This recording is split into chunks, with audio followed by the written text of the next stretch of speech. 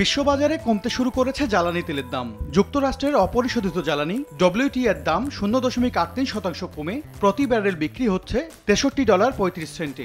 এক সপ্তাহে এ তেলের দাম কমেছে 5.91%, আর এক মাসে কমেছে 7.36%। ইউরোপের অপরিশোধিত জ্বালানি ব্রেন্ট অয়েলেরও দাম কমতির খবর দিয়েছে মার্কিন বাজার বিশ্লেষক প্রতিষ্ঠান ট্রেডিং ইকোনমিক্স।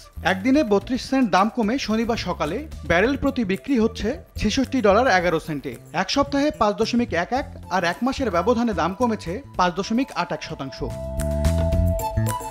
তরল পেট্রোলিয়াম গ্যাসোলিনের দাম এক মাসে কমেছে 5.57%। একদিনে এই জ্বালানির দাম 0.17% কমে বর্তমানে প্রতি গ্যালন বিক্রি হচ্ছে $2.06। সপ্তাহ ব্যবধানে দাম কমেছে 1.92%।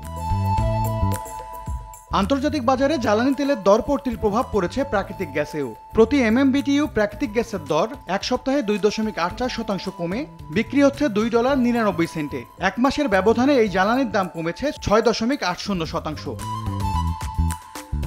শিল্পে ব্যবহৃত আরেক জ্বালানি কয়লার দাম একদিনে কমেছে 55 সেন্ট, প্রতি টন বিক্রি হচ্ছে $113.20। সপ্তাহ ব্যবধানে 1.48 আর এক মাসে 2.68% দাম কমেছে এই জ্বালানির। MS আরিফিন, সময় সংবাদ।